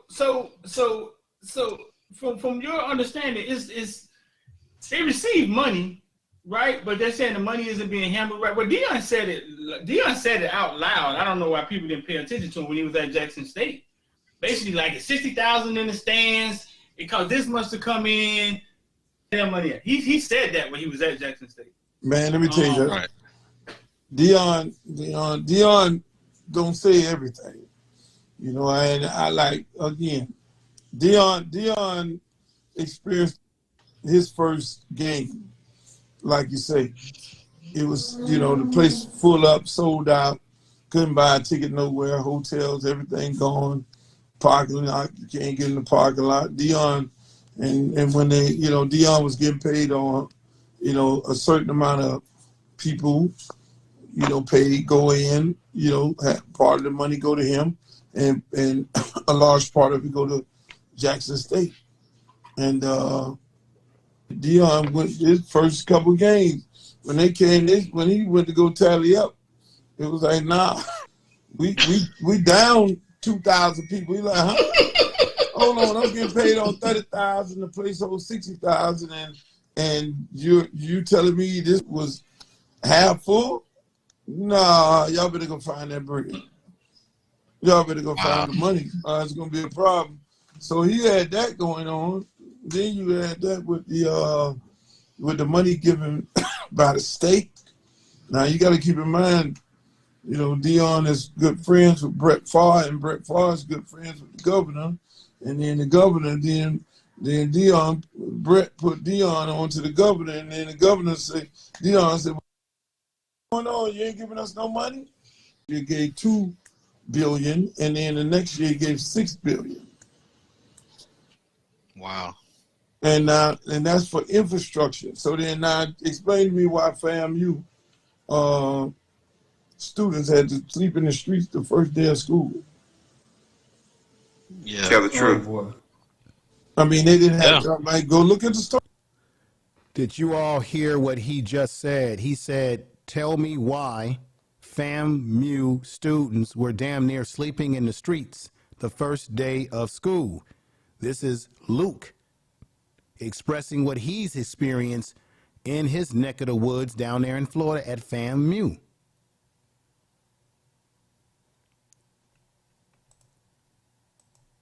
They had a housing issue. Now you get no money. Either you should be building some houses, and then you need to do your business better. Think about it. When y'all added the amount of people on here, you say, okay, StreamYard is going to allow you to have a certain amount of people on here, and a certain amount of people can't be on here. So it's just that simple. If you register 2,000 people or 10,000 people in your college, and you ain't got housing, but for 7,000, you got to find housing for 3,000.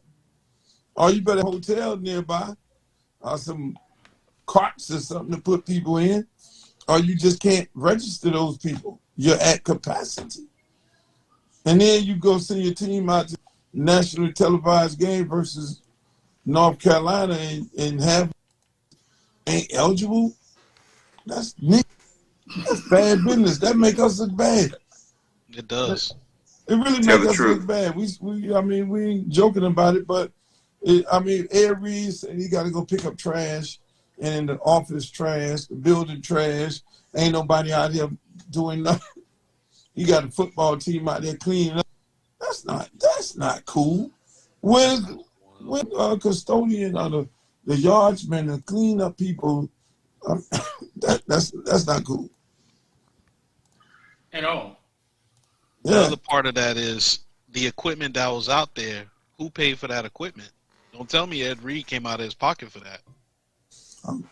That's what they expect us to do. That's for the life of me. I don't understand how people are upset with Deion Sanders for leaving Jackson State. They're supposed to think he and Ed Reed and everybody else supposed to stay there, continuously take money out of their pocket, out of their children, out of their bank Tell the truth. and keep dumping money into a school. And Cookman's situation is a private school where they're receiving billions of dollars and millions of dollars, and they're in business getting tuition money. I'm supposed to take my money out of my pocket, out of my bank account, that God forbid something happened to me that passed down to my kids, I'm supposed to take my money out of my pocket? And I'm supposed to continue doing it? Who does that? And y'all want to get mad at the man for hitting it? I don't understand. They just think us as black entertainers and celebrities and you guys black businessmen that, oh, we supposed to give. No, how about we got to make money? We ain't doing for free. I mean, this is college football. At the highest, you go to Florida Classic, and they got a billion stands and sponsors and nationally televised and the homecoming game full up, and the classic games, you know, they're getting $1 million, and then they get $1 million from Miami, and everybody get their head bashed in North Carolina. First one to say, like, why was he the first one to say that? Like, Tell the truth. Because the dudes who take them jobs in black college, that's the only job they can get, unfortunately. Oh, it ain't like any no other guy. job. It ain't like.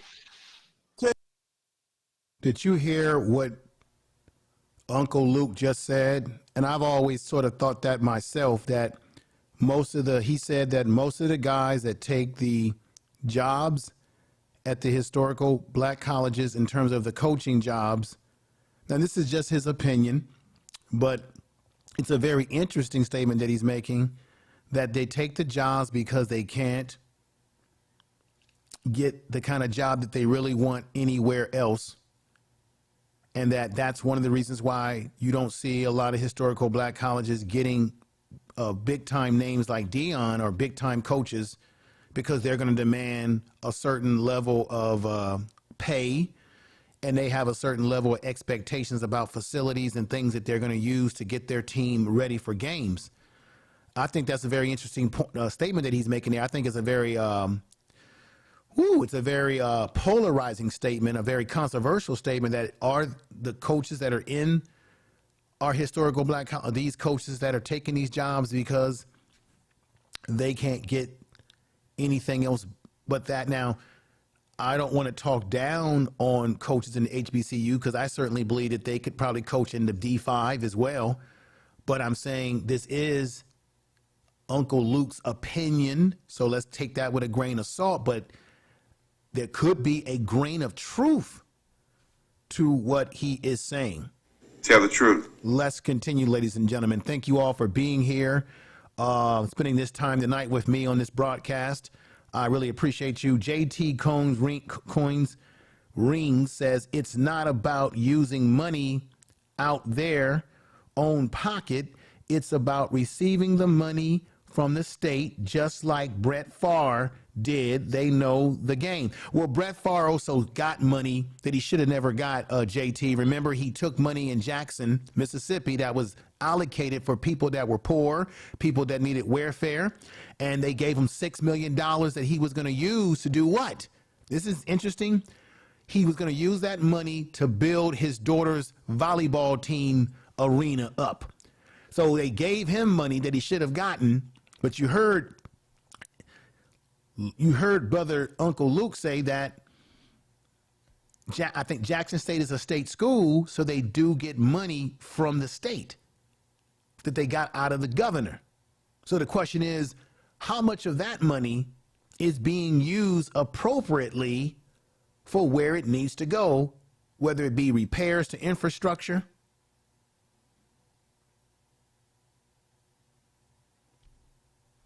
So that's a very interesting point. JT Corn Ring says, right, but it's about lobbying for the funds correctly. You're absolutely right. You definitely get no argument out of me on that one, brother. Let's see. These conditions isn't black excellence. No, it isn't black excellence, but it doesn't mean we can't make it excellent if we as a people invest in historical black colleges and say we want them to be up to standard. We as a people, if we want these colleges fixed, it can't just be they should get money from the government. They should get federal money. They should get state money, just like all the PWI schools get money from the government and from the states. But we as black people, as much as we want to holler black this and black that and black power and black first and black love and all that kind of stuff. Well, if we got all that love for ourselves as black people, we should be willing to support historical black colleges if we see them as relevant to our community. That's the question. Do we see them as relevant to the community? See, this is beyond just football and sports. It's just in general. Do we really see historical black colleges as viable to black people as we have, as many of us like to run to other types of institutions, white schools, whatever, what have you, right? And I know Dion went to a white school. But this is what's different about Deion Sanders. Yes, he did leave Jackson State, but he also gave back to Jackson State. He also left Jackson State in a better place than it was when he got there. And in turn, Jackson State helped him to elevate his career, as he always speaks of, to being where he is today. And he does give them credit for that. So let's keep that in some mind here, ladies and gentlemen. And I really appreciate everybody that's here. Man, this is something else. Let's get back to the audio. Smith is coming down to go leave his $700,000 job at UM and go be a head coach for $300,000 at FAMU. It's not going to happen. And then you don't have a budget for your staff. You don't have a budget for nothing. And then you got some person up in there with the registration, and you gonna play your first 2 games, and all your kids ain't the books ain't checked. I mean, they do that. Optimists. At least they check the books before the first game. It's no different. So you're telling me you got a lady, you know, she on vacation the whole summer, and I'm practicing these, and I get to fire up in August, and everybody ain't, man, that's that's what people say. Luke, you'll go coach black college? No. No way. Last call says, not sure it's that simple, Skip Flanagan. I was pretty critical of Dion also. Yeah, I mean, everybody has a right. I don't care what your opinions are of Dion, whether you disagree with him leaving or not. Everybody has a right to their opinion on this. Let me see. Skip Flanagan says there was no moral victory here. It was all monetary and material. Right now, I don't see how him leaving for a PWI and trashing HBCUs is. Wait a minute. First of all, Deion Sanders has not trashed. He has not trashed HBCUs, and he didn't trash Jackson State. When he was asked, when he did that interview on 60 Minutes, he was honest. He said, when I got there, conditions were poor, and so we had to fix the conditions. And he did an interview on CBS Good Morning. Go to my sports channel. Make sure y'all subscribe. Only if you like sports. Subscribe to Prime Sports Media, my sports channel. It's on this page of this channel. Subscribe to that channel because I got videos where I touched on that stuff on the Prime Sports Media channel, which is a sports channel only for you sports lovers. He gave an interview with CBS Morning where he praised Jackson State for crediting them for him being where he is today because they gave him his first opportunity. Now, he had 2 other schools. He had, and this which I don't realize too, he had an interview with Shannon Sharp, and in which he said to Shannon that he had 2 schools that gave him a shot. He had 2 schools that gave him potential shot to coach at the D5 level before Jackson State, but they weren't as serious as Jackson State. And he said that Ashley Robinson at Jackson State AD continued to call him and solicit him to be a coach there. So Deion Sanders when he's been asked honest questions, he said that, yes, it was in bad condition. I had to do A, B, and C. That's honest. That wasn't hating on Jackson State. The only thing he said is that people that's been criticizing him, in his opinion, it's out of their ignorance of the situation. Because he would know the situation better than any of us. He says it's out of their ignorance of the situation. He says he didn't leave there for money. He said himself, if it was about money, why was I trying to coach when I damn near died from my foot surgery? He said, if it was about money, why did I take money out of my own pocket? He said nobody was complaining when he took money out of his own pocket to house and get hotels and water for his players. Nobody complained about Deion Sanders being a sellout when he was buying water for the community. Nobody complained about Deion Sanders when he got the football field fixed and got the practice facilities fixed and multiple uniforms that they wear and got the locker room and gave them additional money to fix their locker room projects. Nobody had a problem with that. Now, we all heard him talking about the ticket prices, the ticket money, and that's what I've learned from that is that they said that was a hypothetical question that was asked of him, and that people took that out of context. I don't know. Maybe we did.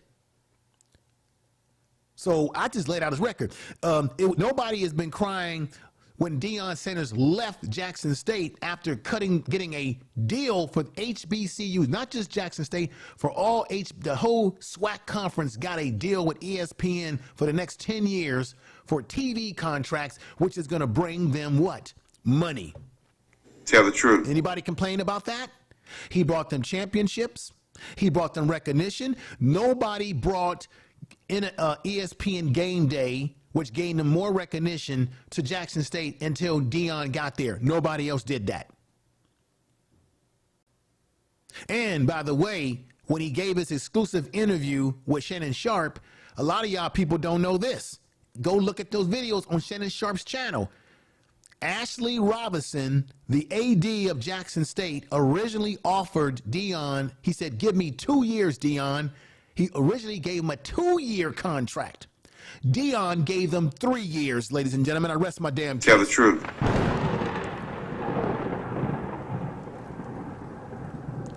Let's get back to Uncle Luke. In the world, I mean, and it's bad. It's really bad. It's bad business on the parts of these presidents. And these presidents of these black colleges. It sheds a light on when you see black colleges closed down. You're thinking to yourself, oh, they being underfunded, they're not getting any state money, stuff like that. In reality, it's just the allocation of the money is not necessarily going where it's needed to go. No. Why should Deion Sanders shut his mouth about being robbed if he was robbed? That's in that right now. See, this is the Information Man show. So keep that in mind. I come with I got receipts because I got receipts from his Twitter. What happened is somebody got in his office, stole his personal items. The school tried to turn around and say that no one stole. And what happened is one of his staff members on Jackson State found the person, caught him red-handed, stealing his stuff. So there was one narrative coming out of Jackson State that it didn't happen, but then Dion said, no, that's a lie. It did happen. Now, you can make an argument simply, Meek, that maybe he shouldn't have went to the press to talk about it because it looked bad to the school and everything like that. I get that part of it. But this is about truth. The truth of the matter is they were trying to say that Dion was not being honest, and Dion put information out on Twitter where he said, no, it did happen because one of my assistants on the team is the one that caught the person red-handed trying to steal from me. And this is the thing about us as black people. We never want to be accountable for the things that we do to each other. We're always making damn excuses. Oh, well, he shouldn't have said that. No, he should have said that. Because it's sad. You don't see this happening. Is this happening to other people? It's always black people in general, not all of us, who are taking advantage of other black people. We take advantage of each other more than other people are taking advantage of us in these damn times. See, that's the problem with this whole thing. We want to walk around here like we don't have no boo-boo in our drawers, like our drawers don't stink sometimes. And the truth of the matter is, that should have never happened to Dion. And when it came out in the wash, the reason why Dion brought it out in the wash is because they were trying to bury it and act like it didn't happen to him. Like, oh, no, he didn't get robbed. That's not true. And Dion set the record straight. Because why? Once again, we as black people sometimes don't want to deal with ourselves in the mirror and do self-examination about what we're doing wrong. We make all kind of excuses about what we do wrong to each other. And that's why half the time we can't get nowhere. Tell the truth.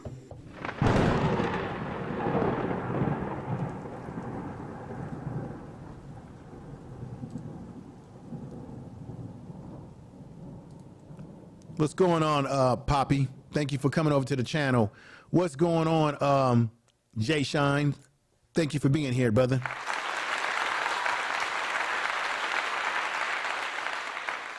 Let's, as I get ready to close this out soon, let's hear the rest of Uncle Luke. The money is going in people's pockets. See, and that's why I tell people, state school, Florida A&M, state school. The governor, and I tell people all the time, elections have consequences. The governor is the one who appoints and picks the presidents and the board of the trustees.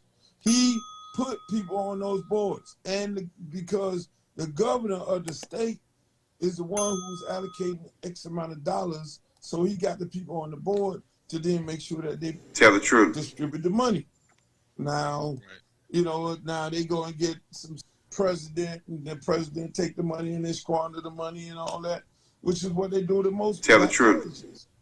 You know, they go and take the money, they hijack, you know, they take that, they get paid under the table to do those classic games, because the classic games set up like me going to do a concert. Oh, I'm gonna give you $500,000 to come do the classic game in Alabama or Atlanta. The promoter gives them the money, literally a promoter who normally would book me, books the game, pay you $500,000, pay you $500, rent the stadium, and then now you got to go grease. He's telling the truth. The president got to get greased. He is telling the truth. The AD got to get Tell the greased. A couple people on the board who's going to vote on get greased, and the team loses money. Yeah. I'm sorry, ladies and gentlemen, but I'm sorry though, but Uncle Luke is telling the truth about how he broke down about how the money is distributed and how everyone's got their hands out getting greased. I know that that does happen. That's a fact. Hell, that happens at regular PDI schools. Okay, it ain't just historical black colleges. All these universities, there's somebody getting their hands greased. But just because it's happening at PWI schools, it's no excuse for us to be doing it, because we're supposed to have a better standard as black people. Shouldn't we have a better standard? Shouldn't we hold each other to a better standard? What do you think? Tell the truth. Okay, shouldn't we have a better standard? Shouldn't we want a better standard for our people, right? What do you all think in the chat room? I thank everybody in the chat room for being here, for participating in the program tonight in the chat room. I appreciate all of you out there participating. It's been a great show tonight. I don't normally do these shows during the week. I usually do weekend shows. But thank you, Last Call, L. Will, Quincy, for being here tonight. Simply Nick, I might have disagreed with what you wrote, but you have the right to express how you feel. I'm not saying that you're wrong. I just think that we make a lot of excuses as black people sometimes, and we hate to hear the truth. We rather be lied to sometimes than hear the truth. But you do have a right. Everyone has a right to their own opinions, but not their own facts, okay? You have a right to your opinion. You have the right to feel how you feel. I'm not telling you to stop feeling how you feel, but we do have to be honest that as a people, we tend to not like to hear the real critical criticism when it comes off a black tongue. We don't like it because you know why? Because deep down inside, we have self-hate for ourselves. I'm not saying you particularly, but in general, we do. And because of that self-hate, we internalize it and we project it onto each other, and we hate one another. You can see it here on YouTube, how we get into arguments. We can't get along with each other. We're back and forth and bickering with each other and what have you. We just can't. We can't have a simple conversation without it getting out of hand, right? I've been in heated arguments on YouTube myself, so I'm not saying that I'm perfect, but I'm saying it's something that we got to stop doing. I believe Dion. I wanted Deion Sanders to stay at Jackson State for as long as possible, but I think at the same time he did leave them in a better place than what they were when he got there. One of his coaches on his staff is now the head coach down there. He left them a blueprint that they need to utilize and improve to keep going forward. That's what it's about. That's what it should be about. I agree with your information, man. We're actually making the same argument. We're just misunderstood. Okay, no problem. No, I'm not taking anything you're saying personal, because I like when people have a difference of opinion, because you don't learn if everyone thinks the same. You don't learn like that. You learn from different opinions and different perspectives. So I appreciate you.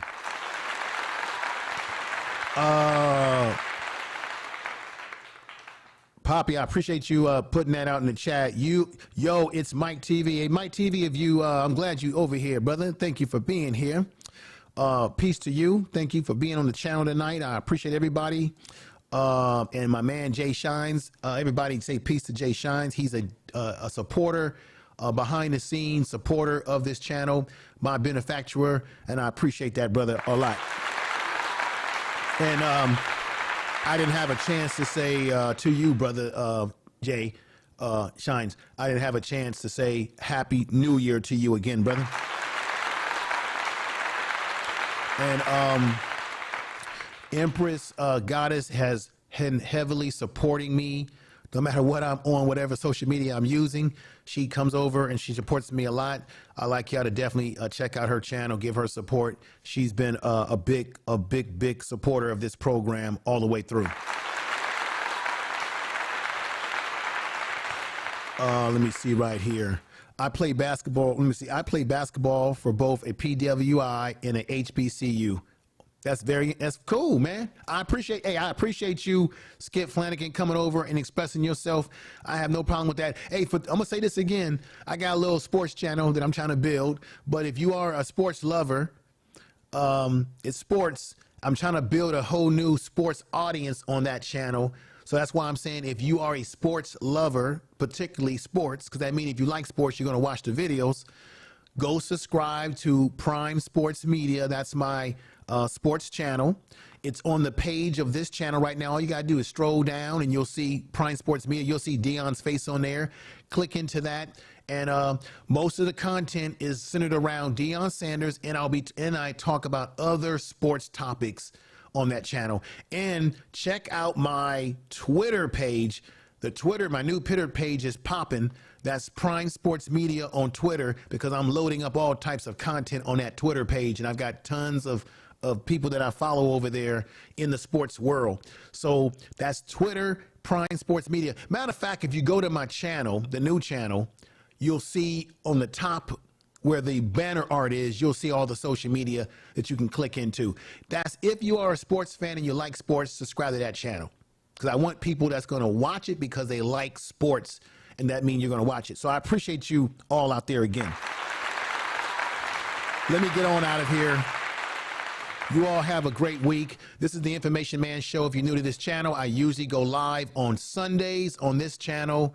And sometimes during the week if there's a big story like this story right here. And then I have the Information Man Speaks podcast. You can find all my channels on this channel page. Speaks podcast, where I usually go live on that channel during the week. I'll be loading up content on the Information Man Speaks podcast hopefully this week. There's so much to talk about on that channel that I have to go live on that channel very soon. And I appreciate you all out there. Everybody, remember what Dr. King said. He said, we're coming for our check. We're coming for our reparations check. Martin Luther King was a great man. Let's not keep his dream alive. Let's make it a reality every day of our lives. He was a great man. He stood for great things. And I appreciate this, brother. Don't just listen to I Have a Dream speech, because that's the speech that they always play for you, because that's the more passive speech. Listen to some other speeches, because as the civil rights movement was going, Dr. King was getting more and more frustrated, and he was almost becoming to be more like Malcolm X, as Malcolm X was becoming more like Dr. King when he left the nation, and he took his trip to Mecca, which he made 2 trips to Mecca, not just one. it seemed like Dr. King was getting tired of being tired, and he was actually going to go after what? The corporations, the money, the companies. When he went to Memphis that time, where he was shot and killed because of what happened to black workers. A black worker got crushed in a sanitation machine, and they killed him. And they killed him because he was changing public policy, and he was starting to go after the money. His movement was becoming more universal. And that's why Dr. King, they had to do what they did. Of course, I believe personally, there's some people that were in his inner circle that I really have some questions about, but I'm going to leave that alone because that's another stream for another time. Appreciate you again. One more time. Let's see what the vote count is right now. Tonight, you all said that Ed Reed was wrong at 26%, and you said that yes, he was. You said yes, he was wrong 26%, and 74% of you said no, Ed Reed, who I'll put back up here, was not wrong in the way he felt about the way he saw things at Bethune-Cookman and in HBCUs in general. So that's what it's all about, ladies and gentlemen, doing the damn thing. And with that said, y'all take care of yourself. We're going to get out of here. Y'all have a great weekend. Tell somebody you love them. Thank you all in the chat room. It's been a great night. Peace.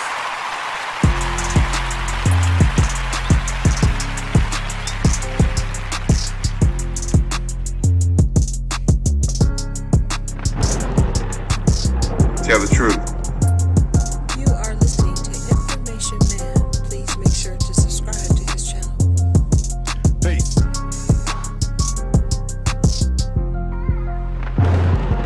Information is power.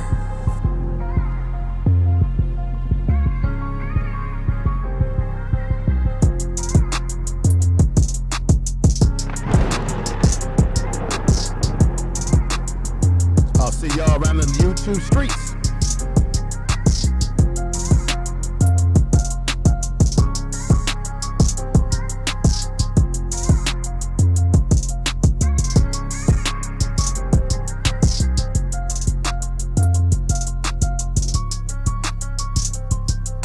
Been mutton.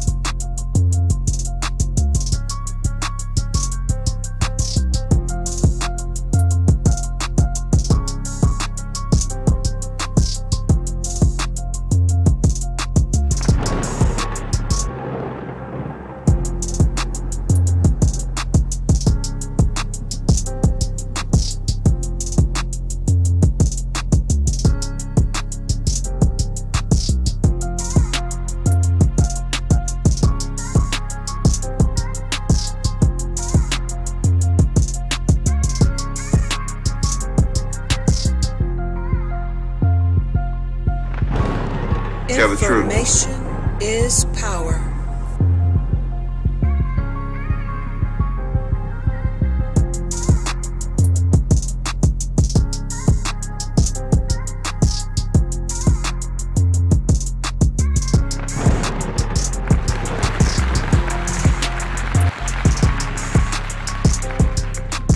Tell the truth.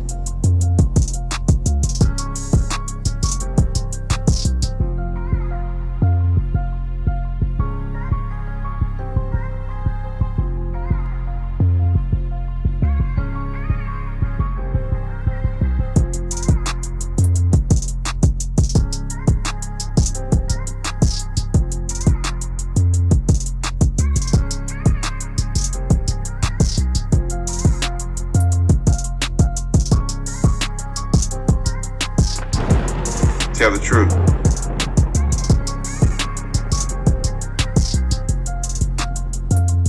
Tell the truth. Information is power.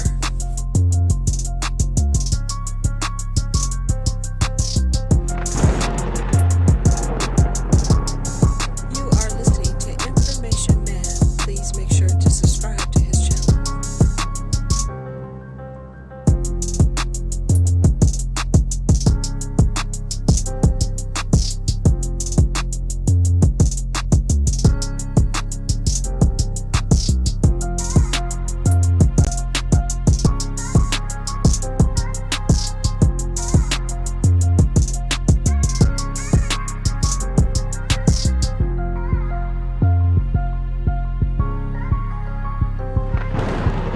truth. Information is power.